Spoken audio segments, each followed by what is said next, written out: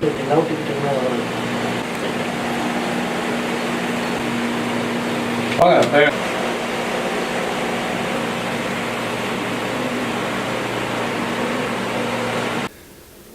இறைவனின் சாந்தியும் சமாதானமும் அன்பும் அருளும் நம் அனைவர் மீதும் என்றென்றும் நிலவட்டும் என்று ஏக இறைவனை பிரார்த்தித்தவனாக, அன்பிக்கினிய பத்திரிகை நண்பர்களே, உங்கள் அனைவர் மீதும் சாந்தி சமாதானம் உண்டாகட்டும் என்று ஏக இறைவனை பிரார்த்தித்தவனாக, திராவிட இஸ்லாமிய கழகம் சார்பாக வருகிற சட்டமன்ற தேர்தலில் தனித்து போட்டியிடலாம் என்ற ஒரு முடிவு எடுத்து, எங்களுடைய நிர்வாக குழுவில் முடிவெடுத்து இன்று பத்திரிகைகளுக்கு செய்தியாக தருகிறோம். நாங்கள் தமிழகம் முழுவதும் எங்களுக்கு ஆதரவாக இருக்கக்கூடிய இடங்களில் மக்கள் எங்களுக்கு எங்கெல்லாம் ஆதரவாக இருக்கிறார்களோ அங்கெல்லாம் ஒரு 50 தொகுதியில் போட்டியிடலாம் என்று முடிவு செய்திருக்கிறோம். கூட்டணி பேச்சுவார்த்தையும் நடந்து கொண்டு இருக்கு. கூடிய விரைவில் அந்த கூட்டணி பேச்சுவார்த்தை, அதாவது எந்த கட்சி என்று நாங்கள் அதை பேச்சுவார்த்தை பேசும்போது அதை மீடியாவுக்கு இதை தெரியப்படுத்துவோம், மக்களுக்கும் தெரியப்படுத்துவோம். பேச்சுவார்த்தை நடந்து கொண்டிருக்கு. ஆனால் அவர்கள் இன்னும் அந்த பேச்சுவார்த்தை இன்னும் நடைபெறவில்லை.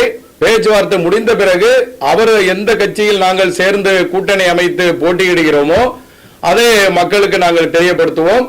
இல்லை என்றால், கூட்டணி இல்லை என்றால், பேச்சுவார்த்தை நடக்கவில்லை என்றால், நாங்கள் தமிழகத்தில் ஒரு அந்த தொகுதியெல்லாம் இன்னைக்கு விருப்ப மனு வாங்கக்கூடிய நிகழ்ச்சி தான் இன்று எங்களுடைய மண்ணடியில தம்புச்செட்டி தெருவில் இருக்கக்கூடிய எங்க அலுவலகத்தில் இன்னைக்கு விருப்ப மனு வாங்கியிருக்கிறோம். யாரெல்லாம் தேர்தலில் போட்டியிடுகிறார்களோ அவர்களிடம் விருப்ப மனு வாங்கியிருக்கிறோம். கூடிய விரைவில் இந்த 50 தொகுதியில என்னென்ன யார் யாரு நிக்கிறாங்க அப்படின்னு சொல்லி வேட்பாளர்களை நாங்கள் நேர்காணல் முடிந்த பிறகு அதை அறிவிப்போம்.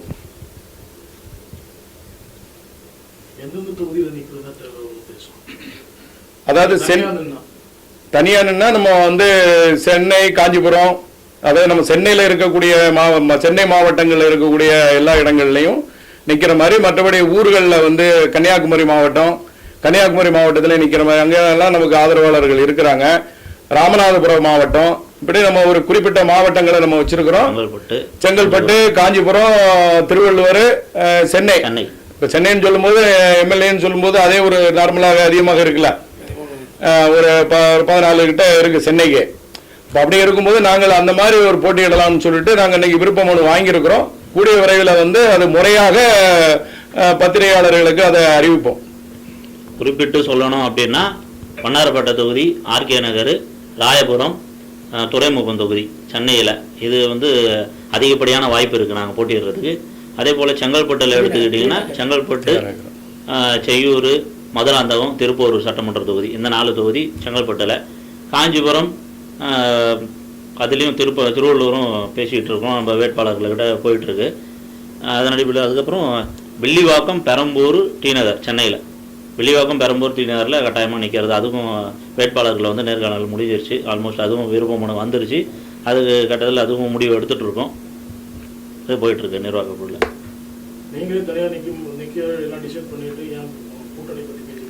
இல்லை, கூட்டணி பேச்சுன்றது ஆல்ரெடி போயிட்டுருக்கு, பரிசீலனையில் போயிட்டுருக்கு. ஒரு சில பிரதான கட்சிகளோடு நாங்கள் கூட்டணி பேசிகிட்டு இருக்கோம். இன்னும் எங்களுடைய கோரிக்கைகள் சரியான முறையில் அவங்கக்கிட்ட ஒன்றும் விவாதம் பண்ணி முடிக்கலை. கோரிக்கைகள் நம்ம கூட்டணியில் இணைஞ்சோம்னா என்னென்ன எங்களுக்கு தேவைகள் இருக்கிறது, எங்களுக்கு என்ன மாதிரியான உறுதிமொழி அவங்க கொடுப்பாங்க, இதெல்லாம் நாங்கள் பேசி ஒரு கோரிக்கைகள் நாங்கள் கொடுத்துருக்கோம். எங்களுடைய கோரிக்கை அம்சங்களை நாங்கள் ஒரு பட்டியலிட்டு அவங்ககிட்ட ஒப்படைச்சிருக்கோம்.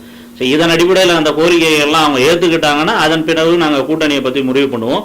எங்களுடைய கோரிக்கைகளில் ஏதாவது ஒரு முரண்பாடு இருந்ததுன்னா நாங்கள் தனித்து போட்டியிட என்பது முடிவு எடுத்திருப்போம்.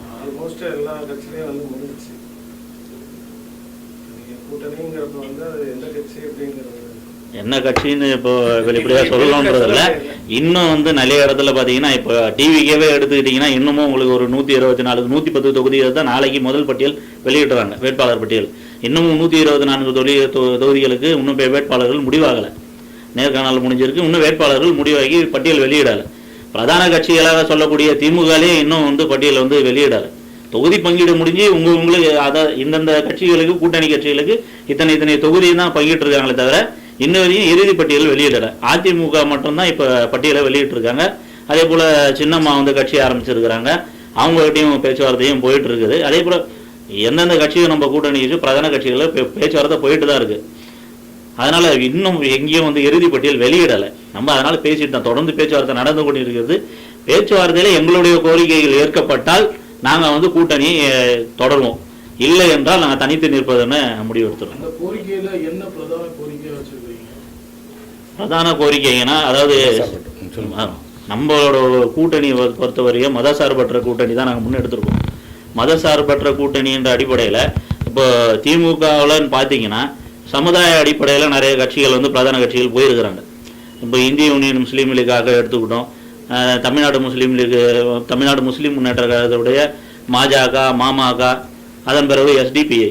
இப்போ இந்த மாதிரி பிரதான கட்சிகள் போனால அதாவது தனித்தனியாக விமர்சனம் தனித்தனியாக போயிட்டு அவங்களுக்குள்ள கூட்டணி பேச்சுவார்த்தை பண்ணி ஆளாளுக்கு ஒரு 2 சீட்டோ 1 சீட்டோ இந்த மாதிரி தான் வாங்கிட்டு போயிருக்கிறாங்க. ஒரு சமுதாயன்றது ஒரு ஒற்றுமையோடு இணைஞ்சு அவங்களுக்காக பிரதிநிதித்துவத்தை இன்ன வரைக்கும் அவங்க எட்டப்படலை. ஸோ அந்த ஒரு நோக்கத்தோட நாங்கள் வெறும் இஸ்லாமிய சமுதாயத்துக்கு மட்டும் இல்லாமல் எங்கள் தாழ்த்தப்பட்ட சமூகத்துக்கும் பிற்படுத்தப்பட்ட சமூகத்துக்கும் எல்லாத்துக்குமே சேர்த்து எங்களோட பிரதிநிதித்துவம் அதிகப்படுத்தணுன்ற ஒரே நோக்கம் தான் எங்களுக்கு. பிரதிநிதித்துவம் எண்ணிக்கை அதிகப்படுத்தும், அப்போ தான் நம்மளுடைய எல்லா விதமான பிரச்சனைகளும் தீர்வு காண முடியும். அதனால் பிரதிநிதித்துவத்தை எங்கே அதிகப்படுத்த முடியும் அந்த நோக்கத்தோடு நாங்கள் போயிட்டுருக்கோம். பிரதான கோரிக்கைனா எங்களோட பிரதிநிதித்துவம் அதிகமாக வேணும். சமுதாயன்ற போர்வையில் போயிட்டு 1 சீட்டோ 2 சீட்டோ வாங்குறதுக்கு நாங்கள் தயாராக இல்லை. ஸோ எங்களுக்கு நாங்கள் அதன் அடிப்படையில் தான் தனித்து நிற்கிறதே பார்த்தீங்கன்னா 50லேருந்து 75 தொகுதி வரைக்கும் நாங்கள் முன்னெடுத்துருக்கோம். அதற்குண்டான வேலைப்பாடுகளும் போயிட்டு இருக்குது. இதுதான் பர்சன்டேஜ் ஓட்டுன்றது மக்களோட கையில் தான் முடிவு இருக்குது. ஏன்னா மக்களுக்கு வந்து நாங்கள் பரிச்சயமானவர்கள் தான், நாங்கள் ஒன்றும் புது நபர்கள் கிடையாது. மக்களோட மக்களாக இருந்து சுமார் ஒரு 20 ஆண்டுகளுக்கு மேலே நாங்கள் அரசியல் பணிகளும் செஞ்சுருக்கோம், நலத்திட்ட பணிகளும் செஞ்சுருக்கிறோம். மக்களோட மக்களாக தான் இருந்துட்டு இருக்கோம் இது வரைக்கும். அதனால் மக்கள் வந்து எங்களை எல்லாருமே எங்களோட வேட்பாளர்களும் பார்த்தீங்கன்னா பொதுமக்களுடைய அவங்களுடைய பரிச்சயமான மக்களை தான் நாங்கள் எடுத்துருக்கோம். தேர்வு பண்ணுறதே பார்த்தீங்கன்னா பரிச்சயமான மக்களும் அவங்களுக்கு அந்தந்த வேட்பாளர்கள் வந்து அறிமுகமானவங்க, அவங்களோட அவங்களோட செயல்பாடு அரசியல் செயல்பாடாகட்டும், அவங்க நலத்திட்ட பணிகளாகட்டும், மக்கள்கிட்ட அவங்களுக்கு இருக்கிற அந்த நல்ல பேரை வச்சு தான் ஒரு வேட்பாளரும் நம்ம தேர்ந்தெடுத்துருக்கோம். ஏன்னா எல்லா கட்சியிலையும் பார்த்தீங்கன்னா ஒரு செல்வாக்கு உள்ளவங்க தான் அந்த இடத்துல போட்டியிட முடியும். பணம் மட்டுமே செல்வாக்கு இல்லை, மக்கள் செல்வாக்கு முக்கியமாக இருக்குது. அப்போ மக்கள் செல்வாக்கு யார் அதிகமாக வச்சுருக்கிறாங்களோ அதன் அடிப்படையில் நாங்கள் வேட்பாளர்களை முடிவு எடுத்துருக்கிறோம். அதன் அடிப்படையில் நம்ம போயிட்டுருக்கோம். அதனால் பர்சன்டேஜ் வந்து மக்கள் கையில் இருக்குது. மக்கள் தீர்ப்பு நம்ம அன்றைக்கி பார்த்துக்கோம். நீங்கள் முன்னாடி நீங்கள் பார்த்தீங்க அப்படின்னு சொன்னால் பேரறிஞர் அண்ணா இருக்கும்போதும் எம்ஜிஆர் இருக்கும்போது நீங்கள் வந்து பார்த்தீங்க அப்படின்னு சொன்னால் தமிழ்நாட்டில் வந்து இஸ்லாமியர்களுக்குன்னு ஒரு பிரதித்துவம் இருந்துச்சு. இஸ்லாமியர்களுக்குன்னு ஒரு பிரதித்துவம் ஒரு 14 சீட்டு 15 சீட்டு கொடுக்குற மாதிரி இருந்துச்சு. அது வந்து கட்டெரும்பு தேயிற மாதிரி தேஞ்சு இன்னைக்கு 1க்கும் 2க்கும் போய் அடி போடுற மாதிரி ஒரு சூழ்நிலைக்கு ஆயிட்டா இல்லையா? எம்ஜிஆர் இருக்கிற காலம் வரை இருந்துச்சா இல்லையா? அதுக்கு பிறகு அம்மையார் புரட்சி தலைவர் அம்மையார் வந்த பிறகுதான் இந்த சூழ்நிலைகள்லாம் மாறி எல்லாமே கட்சிகள் பல உடைஞ்சி பிரிஞ்சு போன பிறகுதான் 2 சீட்டுக்கும் 1 சீட்டுக்கும் போய் வந்து அறிவாலயத்தில் போய் காத்து கிடக்கக்கூடிய சூழ்நிலைக்கு தள்ளப்படுறாங்களா இல்லையா? அறிவாலயத்தில் போய் நின்றுக்கிட்டு எஸ்டிபி எவ்வளோ பெரிய கட்சி. இன்னைக்கு தமிழ்நாட்டில் நீங்கள் பார்த்தீங்கன்னா எஸ்டிபி வந்து நல்ல ஒரு வலுவான கட்சி. அதில் வந்து எல்லா மதத்துக்காரங்களும் அதுலேயும் இருக்கிறாங்க. ஆனால் அப்படியாப்பட்ட ஒரு கட்சிக்கு 1 சீட்டுக்கு 2 சீட்டுக்கும் போய் இவ்வளோ காத்து நின்று வாங்கக்கூடியதும் அதுவும் திமுகவில் நின்று போட்டி கூடிய சூழ்நிலைக்கு போகுது அப்படின்னு சொன்னால் பத்திரிகையை திறந்தா எல்லாரும் என்கிட்டே கேட்குறாங்க, ஏங்க உங்கள் மஜக போட்டியிடலையா, தமுமுக போட்டியிடலையா, இவங்க போட்டியிடலையா, முஸ்லீம் எஸ்டிபி போட்டியிடலையான்னு கேட்குறாங்க. அப்போ கேட்கும்போது அங்கே மொத்தமாக 175ன்னு சொல்லி பத்திரிகையில் வந்திருக்கு. திமுக 175 நிற்கிறாங்கன்னு வந்திருக்கு. விடுதலை சிறுத்தை இவ்வளோ வந்திருக்கு. அப்போ எல்லா பிரதித்துவமும் இப்படி வரும்போது ஆனால் இஸ்லாமியர்களுக்குன்னு வரும்போது அங்கே என்ன ஆகுது? திமுகல தான் இருக்கு. ஏன்னா அவங்க வந்து ஒரு தலைவராக இருக்கிறவங்க எல்லாத்தையும் திறந்து தான் அந்த கட்சியில போய் இணைந்து தான் அவங்க போட்டியிட முடியும். அப்போ 175ன்னு அங்க எல்லாம் தேடுறாங்க. என்ன எஸ்டிபி இல்லையா? என்கிட்ட எத்தனை பேரை கேட்டிருக்காங்க, பத்திரிகையை பார்த்துக்கிட்டு எஸ்டிபி நிக்கலையா, தமுக நிக்கலையா அப்படின்னு கேட்கறாங்க. அப்போ இந்த சூழ்நிலை தான் இன்னைக்கு தமிழ்நாட்டில் இருக்கு.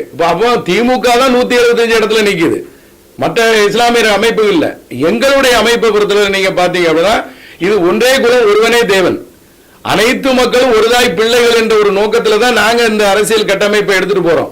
அப்ப நாங்க வந்து எப்படி நாங்க கொண்டு போறோம் அப்படின்னு சொன்னா இந்த சிறுபான்மை என்பதை ஒழிக்க வேண்டும் சொல்லிதான் இந்த அமைப்பை நாங்க உருவாக்கி இருக்கிறோம். நீங்க நல்லா என்ன பண்ணா நாங்க இஸ்லாமிய அமைப்பு மாதிரி நீங்க நினைச்சுக்க கூடாது. அப்ப நீங்களும் எப்படிப்பா அப்படின்லாம் நீங்க கேட்க கூடாது. என்ன அப்படின்னு சொன்னா எல்லாத்தையும் கடந்து இஸ்லாமியர்கள் மட்டும் இல்லாமல் எங்களுடைய அமைப்பு எப்படின்னா திராவிடர்கள், நாம எல்லோரும் திராவிடர்கள், ஒரு தாய் பிள்ளைகள், நாம எல்லாம் ஒன்றே குலம் ஒருவனே தேவன் என்ற ஒரு அடிப்படை சித்தாந்தத்துல தான் இந்த அமைப்பை நாங்க உருவாக்கி இருக்கிறோம். தவிர இப்ப எங்களுடைய விருப்ப மனு கொடுத்தவங்க இந்து சகோதரர்கள் இருக்கிறாங்க. இப்ப இஸ்லாமியர்கள் இப்ப நாங்க அதுக்குதான் நாங்க திராவிடத்தை முன்னாடி வச்சுட்டோம், இஸ்லாமிய ரெண்டாவது உணர்ந்திருக்கிறோம். நாம எல்லாரும் மொழியால் ஜாதியால் எந்த வேறுபாடும் இல்லாமல் நாம் எல்லோரும் ஒற்றுமையாக இருக்க வேண்டும் சொல்லிதான் இந்த அமைப்பை நம்ம உருவாக்கி இருக்கோம். தவிர இது இஸ்லாமியர்கள் சிறுபான்மை என்று சொல்லுவதே தப்பு.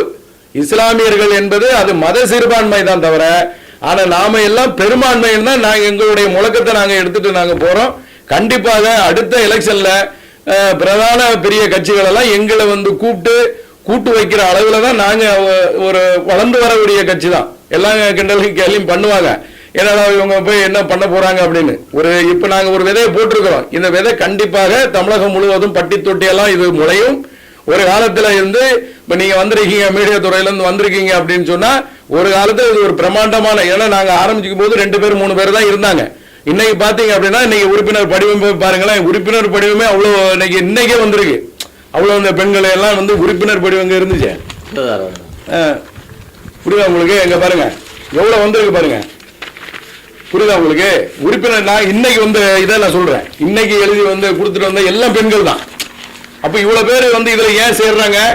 எங்களுடைய கோட்பாடு என்னன்னா, நம்ம ஜாதியால் பிரியக்கூடாது, மதத்தால் பிரியக்கூடாது, இனத்தால் எந்த வகையிலும் நம்ம பிரியக்கூடாது, மொழியால் பிரியக்கூடாது.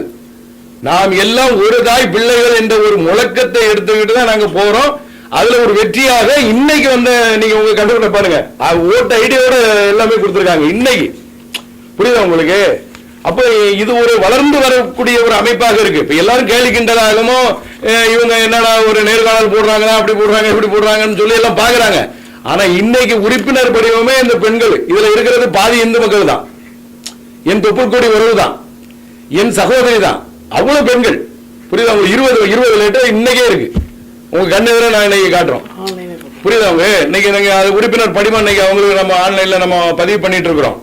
அப்ப இந்த அளவுல ஒரு வளர்ந்து வர அமைப்பு, ஒரு கட்சியாக வந்து நாங்கள் வந்து எல்லா மதங்களையும் உள்ளடக்கிய ஒரு நிலையை நாங்க கொண்டு போறோம். கண்டிப்பாக இப்ப அடுத்த சட்டசபை எலெக்ஷன்ல வந்து நாங்க ஒரு பிரதானமான ஒரு கட்சியாக தமிழ்நாட்டில் விளங்குவோம். திராவிட இஸ்லாமிய கழகத்தில் மாநில தலைவர் எம் அபூகிதர், எம் அசாருதீன் மாநில பொதுச் செயலாளர், திராவிட நிசார் அகமது மாநில பொருளாளர்.